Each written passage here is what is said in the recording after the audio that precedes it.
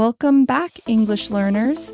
My name is Sophia, and I'm joined today by my amazing co-host, Andy. How are you doing, Andy? I'm doing fantastic, Sophia. Thanks for asking. And you?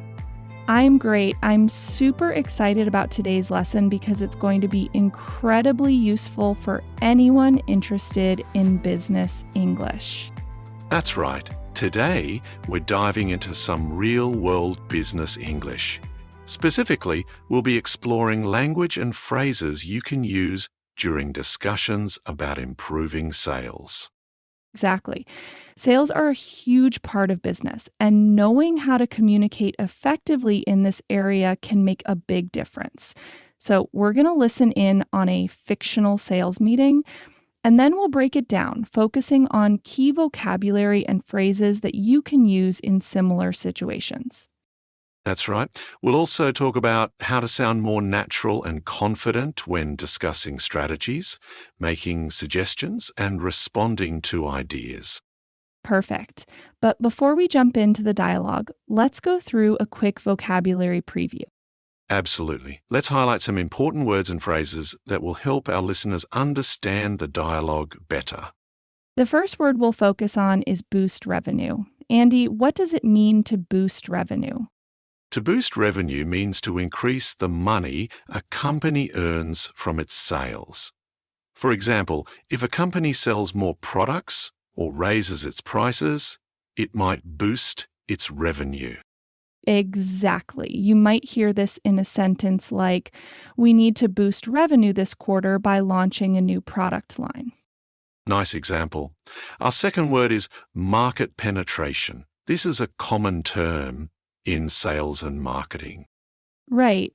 Market penetration refers to the extent to which a product or service is used or recognized within a particular market. A company might focus on increasing its market penetration by attracting new customers or expanding its reach. Absolutely. You could say, our market penetration in the tech industry is still low, so we need to focus on reaching more clients. The third word is profit margin. Andy, can you explain this one? Quest. Of course. Profit margin refers to the percentage of revenue that remains after all costs and expenses are deducted. It's a key measure of a company's profitability. Why profit margin measures is great. Great explanation. For instance, we need to improve our profit margin by reducing production costs. Let's move on to the fourth word, target audience. Oh, this one's important. A target audience is the specific group of people a company wants to reach with its products or services. For example, our target audience for this product is young professionals. Spot on. And our fifth word is value proposition. A value proposition is what makes a product or service attractive to customers. It's the unique benefit or solution a company offers. For example, our value proposition is that we offer high-quality products at an affordable price. Perfect. And the final word for now is sales funnel. This is a term used to describe the process customers go through when purchasing a product or service. Exactly. You might say, we need to improve our sales funnel to ensure we're converting more leads into customers. Now that we've gone through the vocabulary, let's dive into the dialogue.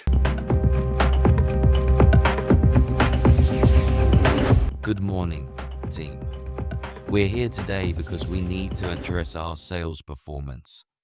Revenue has been stagnant, and it's time for us to come up with innovative strategies. I need actionable ideas. Well, I think one approach could be to focus on increasing our market penetration. We could target untapped regions or demographics that we haven't explored yet. That's interesting. Do you have specific regions in mind? Yes, actually. I believe expanding into suburban areas could be a great start. Our target audience there has shown interest in similar products. I'd like to suggest a different approach. What if we focus on our profit margins? By optimizing our supply chain and reducing costs, we could boost revenue without necessarily increasing sales volume. Not bad, Mark. That could work, but I'd like to see some numbers to back that up. Anyone else? I have an idea. What if we enhance our value proposition? For example, we could bundle our products with free services like extended warranties or consultations. Now we're talking. That could definitely make us more competitive. What do you all think? I like it. It could also help us build stronger customer loyalty. Good point. Let's explore that further. Anything else? Yes, I think we should optimize our sales funnel. Many leads are dropping off at the final stage, so we're losing potential customers. Excellent observation. Let's analyze our funnel and identify the bottlenecks.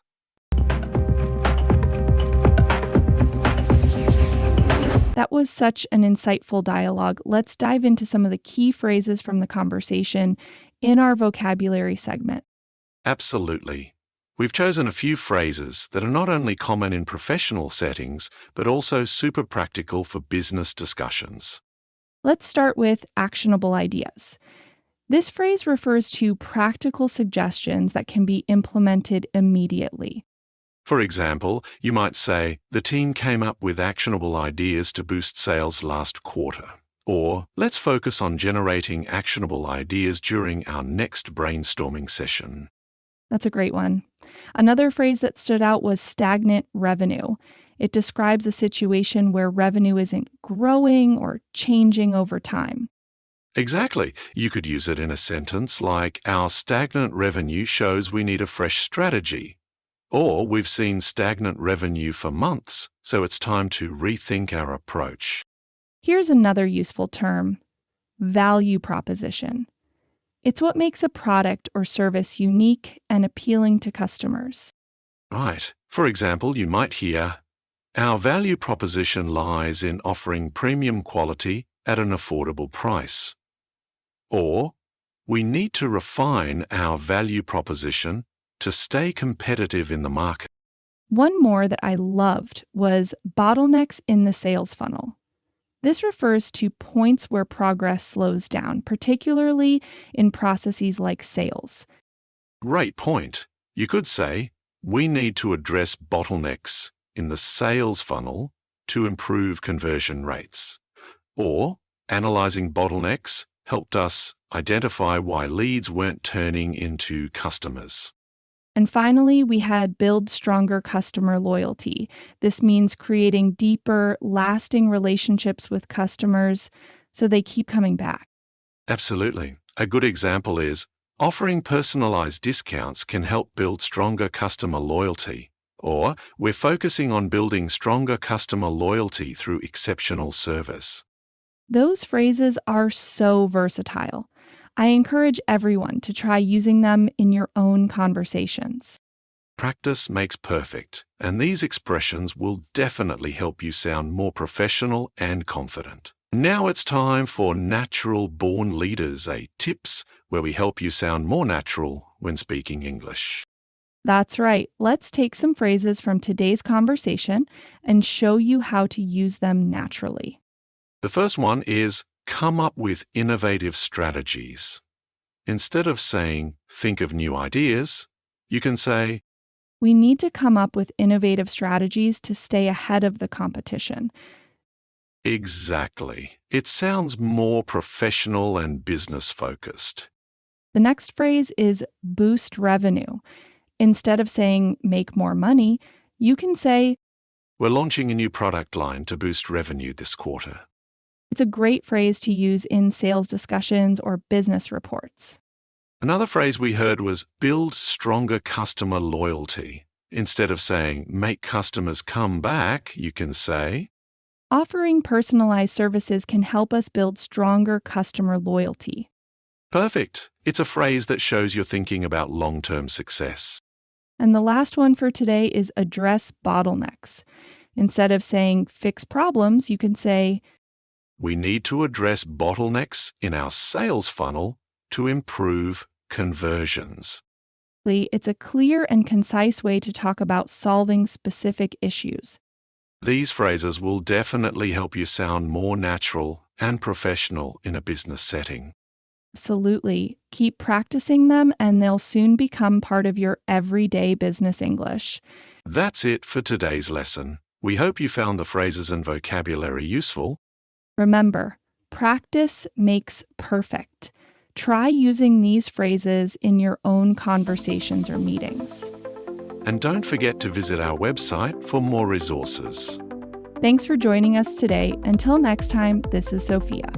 And Andy saying goodbye.